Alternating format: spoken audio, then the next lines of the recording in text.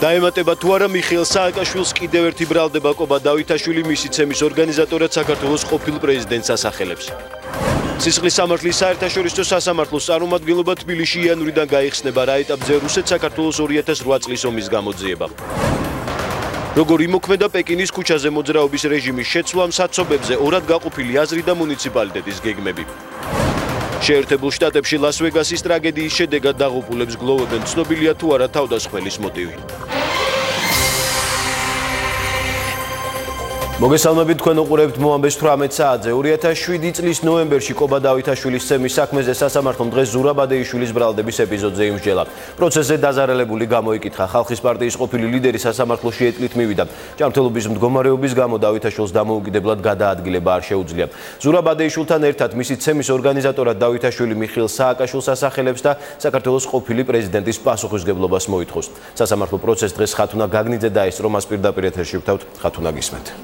კობა დავითაშვილი დღეს სასამართლოს ხდომაზე ეტლით გამოცხადდა, მას ახლდა მეუღლე, თან და როგორც აღნიშნა, მისი ჯანმრთელობის მდგომარეობის გაუარესება გარკვეულწილად უკავშირდება 2007 წლის ნოემბერში თბილისში აქციების დროს მისი გატაცების და თავდასხმის საქმეს.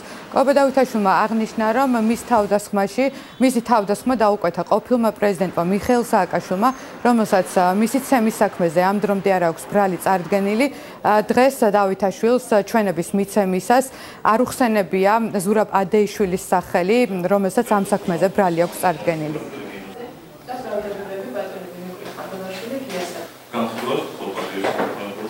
მე ჩავთვალე რაღაც მომენტში, რომ ეს იყო უბრალოდ ტერორისტული აქტი და ჩემი ლიკვიდაცია იგეგმებოდა. მე ვთხარი, რომ მიპატიებია მეთქი ამბლად. ამის შემდეგ მათ ჩემი ცემა შეწყვიტეს, სისხლი მომწყვიტეს წყალი დამამლელეს. განაჩვენ გვინდა. მე თავიდანვე პირველივე დაკითხვაზე განვაცხადე, რომ აქვს დასაბუთებული ეჭვი, რომ ეს თავდასხმა მოწყობილია მიხეილ სააკაშვილის მიერ, მაშინდელი პრეზიდენტის მიერ. ბრალდების მხარე მოწმე იყო ბატონი კობა დღეს, თუმცა ბატონმა კობამ არ დაადასტურა ზურაბადეიშვილის მონაწილეობა ამ საქმეში. საქმეზე, რომელსაც თბილისის საქალაქო სასამართლო იხილავს, ზურაბადეიშვილს ბრალი წარდგენილი აქვს სამსახურებრივი უფლებამოსილების გადამეტებაში, ასევე კობა დავითაშვილის გატაცების ორგანიზებაში. როგორც მისმა ადვოკატმა აღნიშნა, ბრალდება ვერ ადასტურებს წარდგენილ ბრალს, რაც შეეხება პროკურორს, მანაც გააკეთა დღეს პროცესის დასრულების შემდეგ კომენტარი და განმარტა, რომ კობა დავითაშვილის ცემის საქმეზე მთავარ საქმეზე კვლავ ძიებაშია და არ არის გამორიცხული სხვა ყოფილი მაღალჩინოსნების პასუხისმგებლობა. საკითხიც დადგეს. მადლობა ხათუნა, ეს ხათუნა გაგნიძე იყო. დედაქალაქის მერიასთან გუშინ ნაციონალური მოძრაობის მიერ ორგანიზებულ აქციაზე დაკავებული 6 პირი სასამართლომ დარბაზიდან გაათავისუფლა. პროცესი 17 ოქტომბრამდე გადაიდო. მოსამართლემ თბილისის მერიას სათვალთვალო კამერების ჩანაწერები მოსთხოვა. დადგენილების ჩაბარებიდან თბილისის მერიამ სასამართლოს შესაბამისი მასალა 5 დღის ვადაში უნდა წარუდგინოს. მოსამართლემ ანალოგიური მოთხოვნით პოლიციის თანამშრომლებსაც მიმართა, თუმცა სამართალდამცავების განმარტებით ამინდის გამო მათ საწვიმარი ლაბადები ეცვათ, რომელზეც სამხრე კამერების დამაგრება არ ხერხდება. მანქანაში ჩამტენეს და კრიმინალური პოლიციის თანამშრომელი იყო, თუ არ ვცდები, იმიტომ რომ განსხვავებული ფორმა ეცვა პატრულის ხელები გადამეტრიალეს და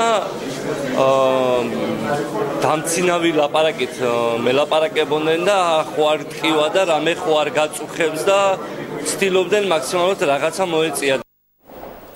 მერიასთან განვითარებულ მოვლენებზე ინფორმაცია მიაწოდა პროკურატურას ლევან ხაბეიშვილმა. ნაციონალური მოძრაობის წევრი უწყებაში გამოკითხვაზე იმყოფებოდა. ხაბეიშვილმა მის მიმართ ფიზიკურ ძალადობაზე ისაუბრა და იმედი გამოთქვა, რომ პროკურატურა გამოძიებას დაიწყებს. პარალელურად დედაქალაქის მერიამ უარყო ნაციონალური მოძრაობის წევრის ბრალდება და სათვალთვალო კამერებით გადაღებული ის ვიდეო მასალა გაავრცელა, სადაც აქციის დროს მერიის შენობაში ხაბეიშვილის ყოფნა ასახული. მომხდართან დაკავშირებით დღეს განცხადება პრემიერ-მინისტრმაც გააკეთა, რასაც ხაბეიშვილიც გამოეხმაურა. პროკურატურას მივაწოდეთ ის მასალები, რაც ჩვენ გქონდა და პროკურატურასაც აქვს სოციოქსელში გავრცელებული ვიდეო მასალა და მათ შორის სხვადასხვა ტელეეთერებში გასული მასალები. დღეს პროკურორის დამოკიდებულება იყო შემდეგი, რომ ეს მტკიცებულებები იძლევა საშუალებას იმისას, რომ დაიწყოს გამოძიება. მე დარწმუნებული ვარ, რომ ვერ გაექცევიან იმას, რომ გამოძიება დაიწყოს, იმიტომ რომ ყველაფერი არის ზედაპირზე, არსებობს ამის ვიდეო მტკიცებულება. თბილისის მერიის შენობასთან ნაციონალური მოძრაობის მიერ ორგანიზებული პროტესტი და პოლიტიკური ბრალდებები თბილისის საკრებულოს გადაწყვეტილებაზე ერთ-ერთი საკითხი იყო, რაზეც პრემიერმა მთავრობის დღევანდელ სხდომაზე ისაუბრა. გიორგი კვირიკაშვილი ნაციონალურ მოძრაობას აკრიტიკებს, პარტიის წევრებს წარსულის პოლიტიკოსებს უწოდებს, თანაგუნდელებს კი პოლიტიკური განცხადებების გაკეთებისას მეტი სითამამისკენ მოუწოდებს. მთავრობის მეთაურის განცხადებით თბილისში 1 მილიარდი ლარის ოდენობის ინვესტიცია იდება, სიმართლე კი ამ შემთხვევაში მმართველი გუნდის მხარეზე. არსებობს პოლიტიკური უსინდისობა და არსებობს ადამიანური უსინდისობა და არსებობს ზღვარი ყველაფერი ამის.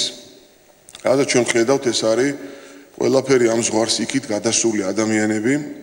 მე მათ პოლიტიკოსებსაც ვერ დავარქვი, იმიტომ რომ ისინი არიან აშკარად წარსულის პოლიტიკოსები, გაკოტრებული პარტიის და გაკოტრებული ლიდერის მიმდევრები, რომლებიც ცდილობენ, რომ აი ამ ტყუილებით და უსინდისობით მიიპყრონ კიდევ ყურადღება. და რა ვქნათ, გავაჩეროთ ინვესტიცია. გადავკეტოთ ქალაქი, იმიტომ რომ 5 ნევროზიანი პოლიტიკოსი გამოდის და აბრიალებს თვალებს და ყვირის. პრემიერ-მინისტრის განცხადებები პოლიტიკურ სპექტრში დღეს შეფასებების ერთ-ერთი მთავარი თემაა. ანა ბროლაძე გვეტყვის, როგორ აფასებენ გიორგი კვირიკაშვილის სიტყვის პოლიტიკოსები. ანა გისმენთ. ოპოზიციამ პრემიერის განცხადებაში კრიტიკაზე მეტად აღელვება წაიკითხა. ხელისუფლების ოპონენტები ამბობენ, რომ გიორგი კვირიკაშვილმა მსგავსი შეფასება მხოლოდ იმიტომ გააკეთა, რომ საქმე ბიძინა ივანიშვილს ეხება. ნაციონალური მოძრაობისა და ევროპული საქართველოს წევრები დღეს კიდევ ერთხელ აღნიშნავდნენ, რომ მათთვის მიუღებელია როგორც პუშკინის სკვერის მიმდებარედ მიწისქვეშა პარკინგის ასაშენებლად, ასევე თაბორის მთაზე რეკრეაციული ზონის მოსაწყავად საჭირო საირიგაციო სისტემების განსათავსებლად დამატებითი ტერიტორიებისთვის სტატუსის შეცვლა. დღეს კიდევ ერთმა ოპოზიციონერმა ალეკო ელისაშვილმა, რომელიც პანორამა თბილისის პროექტის ფარგლებში მიმდინარე მშენებლობებს ეწინააღმდეგება, თქვა, რომ გოლფის მოედანი, რომელიც თაბორის მთაზე რეკრეაციული ზონის ფარგლებში გაშენდება, მხოლოდ ყოფილი პრემიერისა და მისი მდიდარი მეგობრებისთვის იქნება განკუთვნილი. ფაქტი არის, რომ პრემიერ-მინისტრი ძალიან ნერვიულობდა, ასეთ აბდაობდა განცხადებას, ნამდვილად არ გააკეთებდა. საუბარი არ არის იმაზე, რომ ვიღაცა ეწინააღმდეგება ინვესტიცია. საუბარი იმაზე, რომ დღეს ეს ქვეყანა, ეს მთავრობა, მთლიანად ხელისუფლება არის მხოლოდ ერთი ადამიანის, ბიძინა ივანიშვილის ნებასრულის აღსულებელი. ამას ეწინააღმდეგება დღეს თბილისი და ამას ეწინააღმდეგებოდა ის ადამიანები, რომლებიც პროტესტში ღებულობდნენ მონაწილეობას და იქ არ იყვნენ მარტო ნაციონალური მოძრაობის მხარდაჭერები. ურცხვად აправებენ ამ გადაწყვეტილებას. პრემიერ-მინისტრი, რომელიც ზოგადად გაწონასწორებული ადამიანია, აღელდა მაინდა-მაინც იმ თემაზე, რომელიც ეხება ბიძინა ივანიშვილს. არ აინტერესებს რა პრობლემები აქვს ხალხს, რა პრობლემები აქვს საქართველოს. ეს დასაქმება უწყობს თუ არა ხელს იგივე პრობლემების მოგვარება?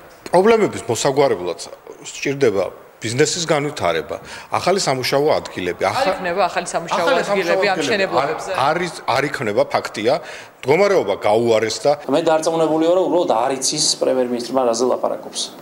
და თუ აინტერესებს რეალურად კვირიკაშვილს ეს საკითხი, მაშინ მოიკითხოს გეოლოგიური დასკვნა არსებობს თუ არა ამ საკითხთან დაკავშირებით და ასევე მოიკითხოს მეტროპოლიტენთან არის თუ არა ეს საკითხი შეთანხმებული. ქალაქში და ქვეყანაში სადღაც მე-13 მოსახლეობის სიღატაკე ზღვას ქვემოთაა, ვის ცალია და ვის აქ, იმის შესაძლებლობა რომ ავიდეს და იქ გოლფი ითამაშოს.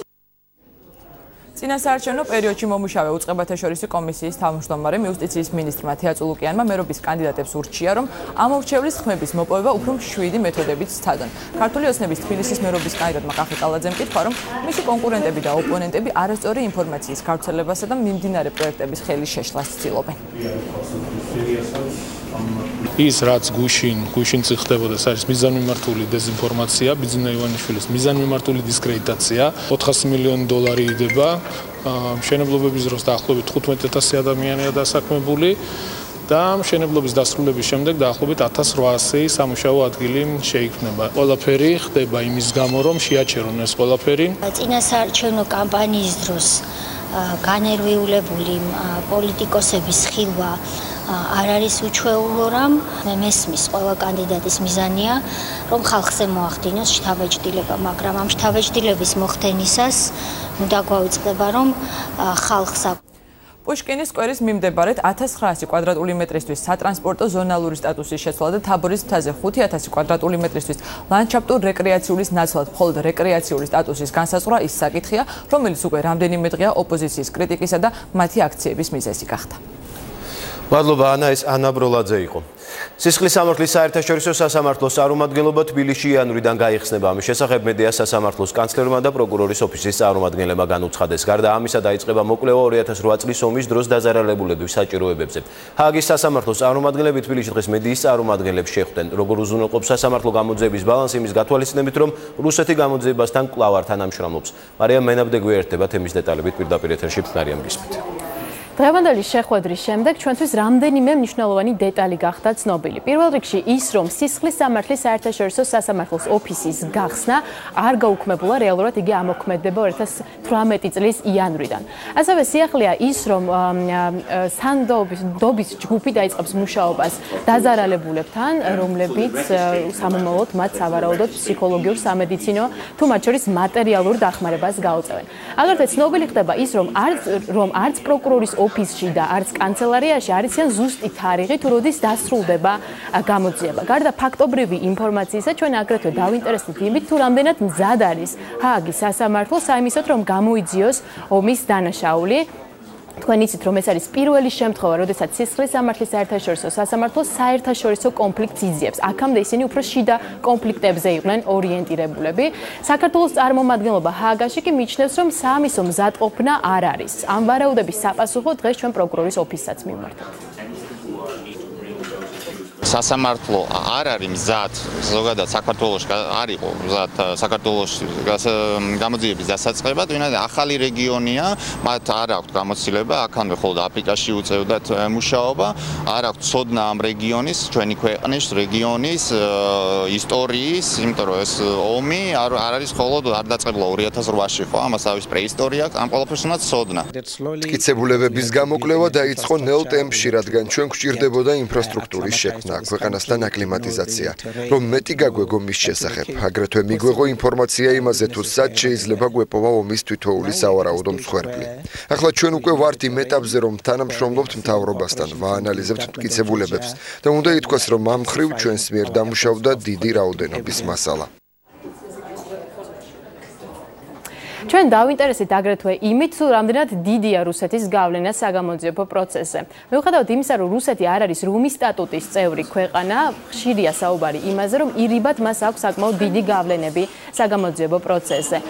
პროკურორის ოფისი რადიკალურად გამორიცხავს ამ ვარაუდს და აღნიშნავს იმას, რომ ერთადერთ გავლენას, რასაც რუსეთი ახდენს, არის ის, რომ ის არ ერთვება საგამოძიებო პროცესში და შესაბამისად ვერ ხერხდება ინფორმაციის მიღება პირველ წყაროდან. რუსეთი არაა რომის სტატუტის წევრი, შესაბამისად არ აქვს არანაირი ვალდებულება ჩვენთან თანამშრომლობის განსხვავებით საქართველოსგან. ჩვენს საქმეს გაამარტივებდა მათი ჩართულობა, რადგან გვჯერა, რომ ეს რუსეთისა და კონფლიქტში ჩართული სხვა მხარეების ინტერესებში შედის. რადგან თუ ინფორმაციას არ მოგვაწვდიან, ჩვენ მიმართავთ მათი შეგროვების სხვა გზებს და დავეყრდნობით სწორედ ამ ინფორმაციას. თითქმის შეუძლებელია იმის თქმა, თუ რა დრო დასჭირდება გამოძიებას. ეს დამოკიდებულია გამოძიების პროგრესზე. ვიცი, რომ დაზარალებულებს უნდათ სამართლის აღსრულება დღეს თუ არა ხვალ, თუმცა საამისოდ საჭიროა, რომ პროკურორს ჰქონდეს სრული ინფორმაცია, რადგან როცა საქმე სასამართლომდე მივა, ზუსტად აღიქმებოდეს კონკრეტული პირების ბრალეულობა ანუ დანაშაულობა. პროკურორის სხვა საქმეებს შორის საქართველოს შემთხვევის გამოძიება ერთ-ერთი პრიორიტეტია. პროკურორის ოფისმა დღეს დაგვიდასტურა ის, რომ ისინი იღებენ ყველა სახის ინფორმაციას და ამუშავებენ მათ შორის საგაზეთო ინტერვიუებს და მედიაში გავრცელებულ ინფორმაციას, მათ შორის კომსომოლსკაია პრავდაში გავრცელებულ ინფორმაციას, სადაც რუსი გენერალი აღნიშნავდა, რომ არსებობდა აბსოლუტური სამხედრო მზადყოფნა თბილისში შემოსასვლელად, რომ ყოფილიყო პოლიტიკური ნება.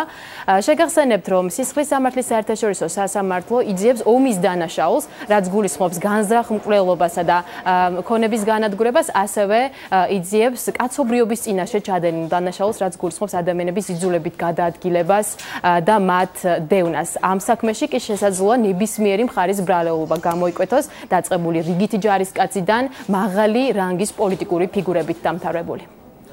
მადლობა მარიამ, ეს მარიამ მენაბდე იყო.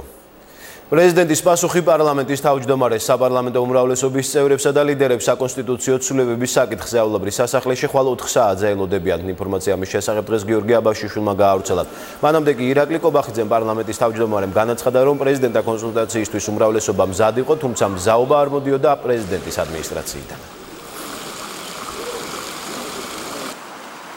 ჩვენ სათყოფთან გამოხატეთ, რომ თუ იქნებოდა ასეთი სურვილი პრეზიდენტის მხრიდან, ჩვენ შევხვდებოდით აუცილებლად უმრავლესობის ფორმატში, მას ასევე მე პირადად გამოხატე სათყოფნა, რომ ის სურვილი შემთხვევაში შევხვდებოდი აუცილებლად საკონსტიტუციო საკითხებთან დაკავშირებით, თუმცა ჯერჯერობით არის დუმილი. სპეკულაციების დასასრულებლად მინდა ძალიან ღიად განვაცხადო და ღიად მოვიწვიო ქართული ოცნების და უმრავლესობის ლიდერები პრეზიდენტთან შეხვედრაზე.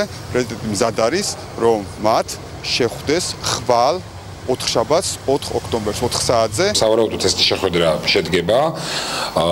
ვიდასტურებთ ამას. ვინ მივა კონკრეტულად და რა შემადგენლობა იქნება, ეს ჯერ გუნდის შიგნით იქნება განხილული და ისე იქნება მიღებული გადაწყვეტილება უმრავლესობის ლიდერთან.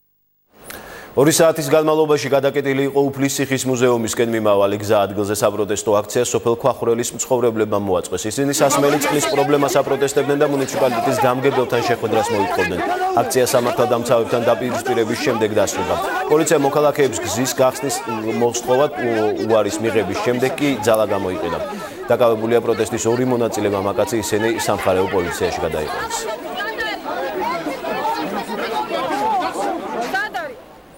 თაღლითური გზით სახელმწიფო საკუთრებაში არსებული 45,000 კვადრატული მეტრი მიწის ფართობის მითვისების ფაქტზე ფინანსთა სამინისტროს საგამოძიებო სამსახურმა 14 პირი მისცა პასუხისმგებაში. გამოძიება ორგანიზებულ ჯგუფზე საუბრობს, რომელმაც საკუთრების უფლების დამადასტურებელი დოკუმენტებისა და მიწის ნაკვეთის მიღება ჩაბარების აქტების გაყალბება შეძლო, ნაკვეთები დაირეგისტრირა და შემდეგ გაასხვისა. ნიკა მუკბანიანი გვეტყვის თემის დეტალებს პირდაპირ ეთერში. ნიკა გისმენთ. დიახ, ორგანიზებული ჯგუფის წევრებმა გამოძიების ინფორმაციით დოკუმენტების გაყალბების და თაღლითობის გზით სოფელ ნატახტარში, საგურამოსა და სოფელ დიღომში მიითვისეს და უკვე რამდენიმე წელია უკანონოდ რეგისტრირებული მიწის ნაკვეთების გაყიდვასაც ახდენდნენ. როგორც ირკვევა, დანაშაულებრივი ჯგუფის წევრები აყალბებდნენ მიწის ნაკვეთის მიღება ჩაბარების აქტებს, შემდეგ ირეგისტრირებდნენ სახელმწიფო საკუთრებაში არსებულ მიწებს და ქონებას საკუთარი ოჯახის წევრებზე აფორმებდნენ ან კეთილსინდისიერ მყიდველებზე ყიდნენ. ჯამში დაკავებულებმა 45,000 კვადრატული მეტრის მიწის ნაკვეთი დაისაკუთრეს და აქედან 35,000 კვადრატული მეტრის გაყიდვაც მოახერხეს. ამ ეტაპზე არსებული ქონება სასამართლოს გადაწყვეტილებით არის დაყადაღებული. საქმეზე კი დანაშაულში ჩართული სხვა პირების გამოვლენის მიზნით გამოძიება გრძელდება. კონკრეტულად რა სქემით მოქმედებდნენ დაკავებულები და რა ეტაპზეა გამოძიება, დეტალები ნახეთ 20 საათიან მოამბეში. მადლობა, ეს ნიკა მუკბანიანი იყო. რა შედეგი მივიღეთ პეკინის ქუჩის გაცალმხრივებით? თბილისში წელს განხორციელებული ყველაზე მსხვილი ინფრასტრუქტურული პროექტის გავლენაზე სატრანსპორტო ნაკადებზე მოქალაქეებში აზრი ორად იყოფა. ნაწილი თვლის, რომ პეკინზე დაწესებული რეჟიმის გამო სხვა ქუჩები უფრო მეტად გადაიტვირთა და საცობებიც გაიზარდა. ნაწილი კი პირიქით განტვირთვაზე საუბრობს, ოღონდ პეკინის ქუჩაზე. მოქალაქეების, ექსპერტებისა და ადგილობრივი ხელისუფლების პოზიციები გვანცა გავაშელმა გაარკვია. ეს პეკინის ქუჩის მიმდებარე ტერიტორიაა. ახლა პიკის საათი არ არის, მაგრამ მოძრაობა მაინც გადატვირთულია. რამდენიმე საათში აქ ისევე როგორც თბილისის სხვა უბნებში, საცობები თბილისელთა მთავარ პრობლემად იქცევა. მოსახლეობის ნაწილი ამ ფაქტს პეკინის ქუჩაზე ცალმხრივი მოძრაობის დაწესებას უკავშირებს. ისინი ფიქრობენ, რომ ამ სქემის ამოქმედების შემდეგ პეკინის მიმდებარე ვიწრო ქუჩები გადაიტვირთა. პეკინზე არის ხოლმე ხანდახან მაინც საცობები. ეს მგონი გაცალმხრივებასთან არ არის დაკავშირებული, იმასთან არის დაკავშირებული, რომ ქალაქში ძალიან ბევრი მანქანა ჭავჭავაძის გამზირზე საღამოს შეინიშნება ხოლმე, სადაც მე მიწევს მოძრაობა, საბურთალოს ქუჩაზე, თუნდაც პეკინზეც ხდება, მიუხედავად იმისა, რომ გაცალმხრივდა. დატვირთული მოძრაობა არის, გმირთა მოედანი, კოსტავაზე, გარკვეული ნაწილი. სააკაძის მოედანი. სააკაძის მოედანზე არის, სანაპიროზე ხიდებთან არის, პეკინზე ისევ არის. ყველაზე მეტი ალბათ საბურთალოს მხარესაა გადატვირთული, იმიტომ რომ რაღაც პეკინი გახდა ცალმხრივი, იმის მერე ალბათ უფრო საცობები შეიძლება. სპეციალისტთა ნაწილი დედაქალაქის ხელისუფლების მიერ განხორციელებულ პროექტს სკეპტიკურად აფასებს. დავით მესხიშვილის განცხადებით, მასშტაბური სატრანსპორტო ცვლილებები წინასწარი კვლევის გარეშე ჩატარდა და მან ვითარება არა მარტო საბურთალოს, არამედ სხვა უბნებშიც დაამძიმა. არასამთავრობო ორგანიზაცია პარტნიორობა საგზაო საფრთხეებისთვის გამგეობის თავმჯდომარე გამოსავალს მუნიციპალური ტრანსპორტის განვითარებასა და ფასიანი პარკირების სისტემის შემუშავებაში ხედავს. ეს შეეხო ვაკის რაიონსაც და შეეხო დიდუბის რაიონსაც. ანუ ეს საგზაო მოძრაობაზე ცვლილებები დავინახეთ ჩვენ ამ ორ რაიონშიც. მერიამ ეს გადაწყვეტილება მიიღო ისე, რომ არც ერთი კვლევა არ იქნა წარმოდგენილი, არ იქნა დათვლილი საავტომობილო ნაკადები, რა აჯობებდა და როგორ და რეალურად გარისკა. ადამიანები აჩერებენ არასწორად, საცობები იქმნება, ექმნება პრობლემები როგორც კერძო ავტოტრანსპორტს, ისე საზოგადოებრივ ტრანსპორტს და ამის აღსრულება უნდა მოხდეს. ტრანსპორტის საქალაქო სამსახურში აცხადებენ, რომ პეკინის ქუჩაზე ცალმხრივი მოძრაობის დაწესებისას საცობების განმუხტვის მხრივ მნიშვნელოვანი მოლოდინები არ ქონიათ. მამუკა მუმლაძე მიიჩნევს, რომ საცობების მთავარი მიზეზი ავტომობილების მოჭარბებული ნაკადია. ტრანსპორტის სამსახურის უფროსი აცხადებს, რომ დღეს მათ მოძრაობის დარეგულირება მექანიკურად უხდებათ. წელიწად ნახევარში კი დედაქალაქის ტრანსპორტის მოდელირების ელექტრონული პროგრამა იქნება, რომელიც გზებზე მოძრაობას მოაწესრიგებს. დედაქალაქის მერია სხვა ინიციატივებზეც მუშაობს. შესაძლოა ქალაქს ახალი ბასლაინები დაემატოს. ესაა ზოლი, რომელზეც მხოლოდ საზოგადოებრივი ტრანსპორტი მოძრაობს და მასზე მსუბუქი ავტომობილების გადაადგილება აკრძალულია. რუსთაველიდან ჭავჭავაძის მიმართულებით ავტობუსი რომ გადაადგილდეს, ამისთვის უნდა ჩავიდეს გმირთამოედანზე და ვარაესხევით ამოვიდეს, ხო? ჩვენ მინდა გავაკეთოთ, რომ პირდაპირ მელიქიშვილის ქუჩაზე გამოვიდეს ხაზი ავტობუსის და მხოლოდ ავტობუსი შეეძლოს, რომ პირდაპირ გამოვიდეს, როგორც გორგარხტის ქუჩაზე არის გაკეთებული მაგალითად. ანუ ეს არის ის, რომ ადამიანებს ჩვენ დავანახოთ, რომ თქვენ თუ უწინ იყიდეთ ავტომობილები, იმიტომ რომ ვერ გადაადგილდებოდეთ აპუნქტამდე სწრაფად, დღეს ესეთი სურათი შეიქმნება ზუსტად, ავტობუსი გადაადგილდება სწრაფად, მაგრამ კერძო ავტომობილებს მოუწევთ შეფერხებით გადაადგილება. იმ ფონზე, როდესაც საზოგადოებრივი ტრანსპორტი ჯერ კიდევ ვერ აკმაყოფილებს მოთხოვნებს, მოსახლეობა კი ავტომობილებიდან მუნიციპალურ ტრანსპორტზე გადასვლას არ ჩქარობს, თბილისის მერიის ნაბიჯებს საცობებთან ბრძოლაში მნიშვნელოვანი პროგრესი ვერ მოაქვს. ავტობუსების პარკის გაზრდა 600-დან 800 ერთეულამდე. ეს ის სიახლეა, რომელმაც მერიის გეგმით მომავალ წელს საცობების პრობლემა უნდა შეამსუბუქოს. თუმცა ავტოპარკის ყოველწლიური 10%-იანი ზრდის გათვალისწინებით პრობლემა სავარაუდოდ მომავალ წელსაც აქტუალური იქნება. საქართველოში წელს ტურისტების რაოდენობა 28.8%-ით გაიზარდა, ხოლო საერთაშორისო ტურიზმიდან შემოსავალმა $1.850 მილიარდ გადააჭარბა. ასეთია ბოლო 9 თვის მონაცემები. ზაფხულის ტურისტული სეზონის შედეგები დღეს მთავრობის ადმინისტრაციაში შეაფასეს. ტურისტულად აქტიური ზაფხულის შემდეგ მსოფლიოს სხვადასხვა ქვეყნის 380,000-ზე მეტმა მოქალაქემ გადაწყვიტა სექტემბერში საქართველოში ემოგზაურა. დამატებით ამდენივე ადამიანი ჩვენს ქვეყანაში შემოვიდა, თუმცა ღამე არ გაუთენებია. 9 თვის მონაცემებით საერთაშორისო მოგზაურთა რაოდენობა უკვე უახლოვდება 6 მილიონს, რაც 19%-ით მეტია ვიდრე წინა წელს. ტურიზმი ახლა ბოლო წლების განმავლობაში ყველა ვხედავთ, რომ უკვე ყალიბდება ეკონომიკის მნიშვნელოვანი დარგად, არ არის უბრალოდ ჩვეულებრივი ან ციფრები, არამედ რაღაც მნიშვნელოვანი ეკონომიკური ეფექტები გააჩნია. კერძოდ 2017 წლის 8 თვეში საქართველოში ტურიზმიდან შემოსული არის 1.8 მილიარდი $.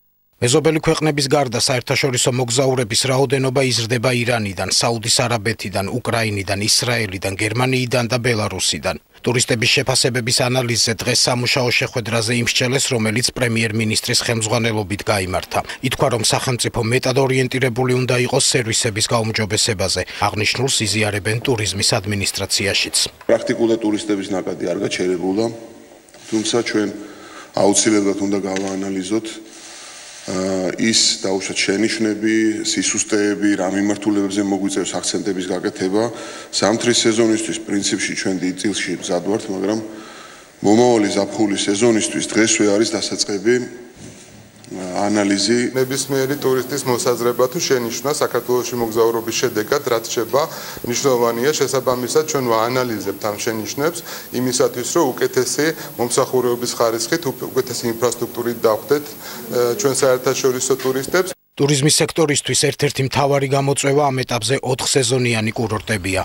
მათ შორისაა ზამთრის კურორტები, ზაფხულში გუდაურში, ბაკურიანში, სვანეთსა და გოდერძიზე 73,000-ზე მეტი ვიზიტორი იმყოფებოდა. კურორტებზე ტურისტების მატებას ინფრასტრუქტურული პროექტების გარდა საერთაშორისო პროექტების მასპინძლობით გეგმავს მთის კურორტების განვითარების კომპანია. საქართველოს მთავრობამ ეკონომიკის სამინისტრომ გადაწყვიტა, რომ 2023 წელს უმასპინძლოს სამთო სათხილამურო სპორტის სნოუბორდის და ფრისტაილის მსოფლიო ჩემპიონატი საქართველოში. ყველაზე მნიშვნელოვანი წელს არის, რომ მესტია ჰაწვალის დამაკავშირებელი საბაგირო შენდება, რომელიც დეკემბერში დამთავრდება და იგი უკვე დაიწყებს ფუნქციონირებას. ვიზიტორების რაოდენობის ზრდის მსგავსი ტენდენციის შენარჩუნების შემთხვევაში ქვეყანა ახალი რეკორდისთვის უნდა მოემზადოს. მე-7 მილიონი ტურისტამდე სამ თვეში საქართველო კიდევ 1,177,000 ადამიანმა უნდა მოინახულოს. ლას-ვეგასში სროლის შედეგად დაღუპულებს გლოვობენ შეერთებულ შტატებში. საზარელმა ტრაგედიამ მსოფლიო კიდევ ერთხელ გააერთიანა. ოცნების ქალაქში განვითარებულ მოვლენებს ემოციების გარეშე ვერ იხსენებენ თვითმკვლელები. 527 დაშავებულის გადასარჩენად კი ექიმები ამ დრომდე იბრძვიან. რამაიძულა პენსიაზე გასული მულტიმილიონერი უმისამართო ცეცხლი გაეხსნა. მოქალაქეებისთვის დღემდე უცნობი რჩება. ყველა მონაცემებით სროლის შედეგად 59 ადამიანი დაიღუპა.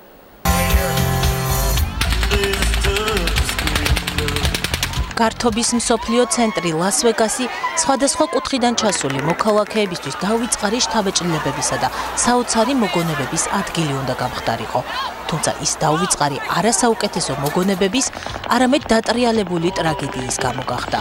64 წლის მულტიმილიონერმა სტივენ პედოკმა მუსიკალურ ფესტივალზე შეკრებულ 22,000-მდე მსმენელს სასტუმროს ნომრიდან ცეცხლი გაუხსნა.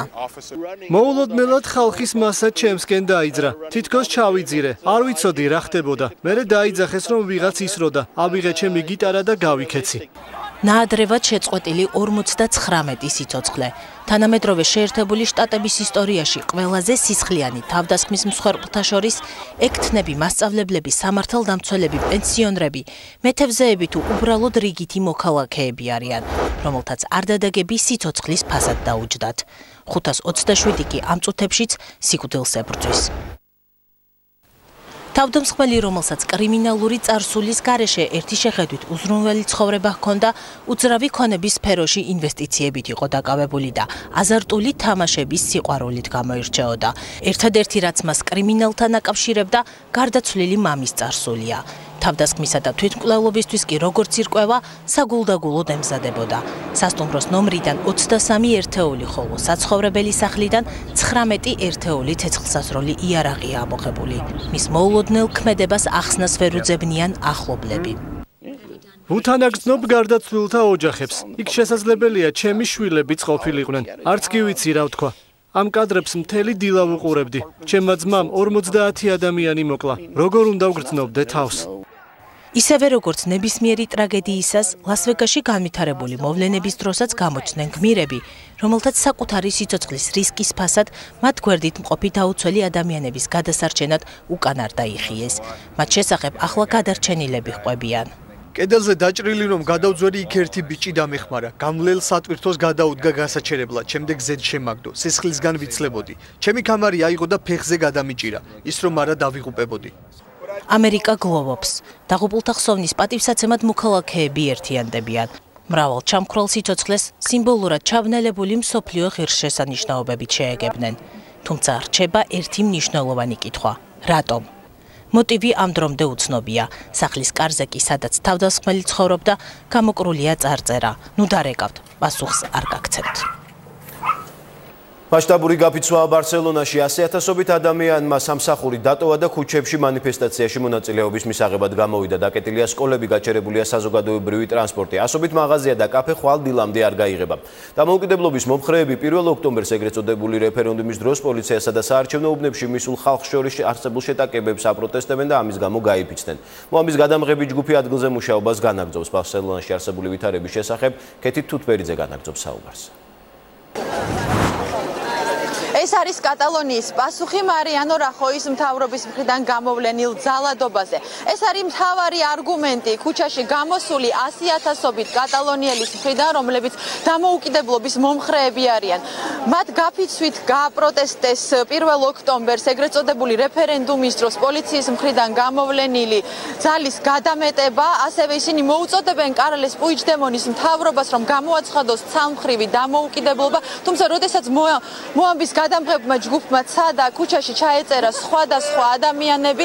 ძალიან ბევრი მათგანი საუბრობს იმის შესახებ, რომ სინამდვილეში ამ გაფიცვას და ამ აქციას თუ მანიფესტაციას გაცილებით საშიში მიზეზები აქვს. თქვენ ხედავთ, რომ აქციაზე ძირითადად არიან მოსულები, ახალგაზრდები და საზოგადოების ის ნაწილი, რომლებიც მიიჩნევენ, რომ არ უნდა გამოცხადდეს კატალონიის დამოუკიდებლობა, ამბობენ, რომ კარლეს პუიგდემონის მთავრობა ბავშვებს იყენებს და არასრულწლოვნებს იყენებს იმისთვის, რომ მოაწყოს საბოტაჟი და გამოაცხადოს ცალმხრივი დამოუკიდებლობა. ესკეთი თუთვერიძე იყო ბარსელონაში მიმდინარე პროცესების შესახებ არ გამოგჩეთ მისი რეპორტაჟი მოამბის მთავარ გამოშვებაში. საარჩევნო სისტემების საერთაშორისო ფონდმა ჯო ბაქსტერის ყოველწლიური ჯილდო თამარ ჯვანიას გადასცა. საქართველოს ცენტრალური საარჩევნო კომისიის თავმჯდომარის დაჯილდოების ცერემონია ვაშინგტონში გაიმართა. ჯილდო არჩევნების ადმინისტრირების მიმართულებით კომისიის წინსვლასა და მიღწევებს აღიარებს. დაჯილდოების ცერემონიას საქართველოსა და ამერიკის შეერთებული შტატების ოფიციალური პირები დაესწრო. მე ვთვლი, რომ ეს არის ჯილდო მთლიანად საქართველოსი და ალბათ პირველ რიგში ქართველი ამომრჩევლის, იმიტომ რომ თუ კი რამე მიგვიღწევია, მათ შორის ჩემი ლიდერობით საარჩევნო ადმინისტრაციაში, ყველა ალბათ ეკუთვნის თვითონ ქართველ ხალხს ამომრჩევლებს და რა თქმა უნდა ყველა ჩართულ მხარეს. ცენტრალურმა საარჩევნო კომისიამ ყველას დაანახა, რომ ყველა მოქალაქეს აქვს ხმის მიცემის უფლება და რომ კომისია ზრუნავს იმაზე, რომ ყველა ხმა დაითვალოს და ყველა ხმას მნიშვნელობა ჰქონდეს საქართველოში. იმ რეგიონში, სადაც დემოკრატია სირთულეები აქვს, საქართველოს დემოკრატიით ყველასგან გამოირჩევა. საბავშვო ევროვიზიას მომღერალი ელენე კალანდაძე და 2014 წლის ევროფესტივალის მონაწილე ლიზი ჯაფარიძე წაიყვანენ. პირველ მარხმა საბავშვო ევროვიზიის წამყვანის შესარჩევად კონკურსი დაასრულა. გამარჯვებული ჟიურიმ გამოავლინა 2017 წლის ევროფესტივალს ჩვენი ქვეყანა პირველად უმასპინძლებს. კონკურსში მონაწილეობის მისაღებად თბილისის ევროპის 16 ქვეყნის წარმომადგენელი ეწევა. ჩვენ საკმაოდ რთული და დაძაბული ესეთი პერიოდი გავიარეთ კასტინგთან დაკავშირებით. საკმაოდ დიდი რაოდენობა იყო მსურველების, მაგრამ საბოლოოდ ჩვენ მივიღეთ გადაწყვეტილება, რომ ორი წამყვანი ეყოლება წელს საბავშვო ევროვიზიას. მე ვფიქრობ, ორივე არის დაკავშირებული ევროვიზიასთან, ასე თუ ისე. ძალიან დიდი პასუხისმგებლობა არის, ვარ აბსოლუტურად მომზადებული, ფსიქოლოგიურად, მორალურად, ასე შემდეგ, ფიზიკურადაც და რა ვიცი, ერთი სული მაქვს, როდის მოგვიახლოვდება 26 ნოემბერი, როდესაც ეს საოცარი კონკურსი ჩატარდება ჩვენს ქვეყანაში. მოამბე 18 საათზე დღეს ამით დასრულებული აქვს. მადლობთ რომ გვიყურებთ. დარჩით პირველ არხზე.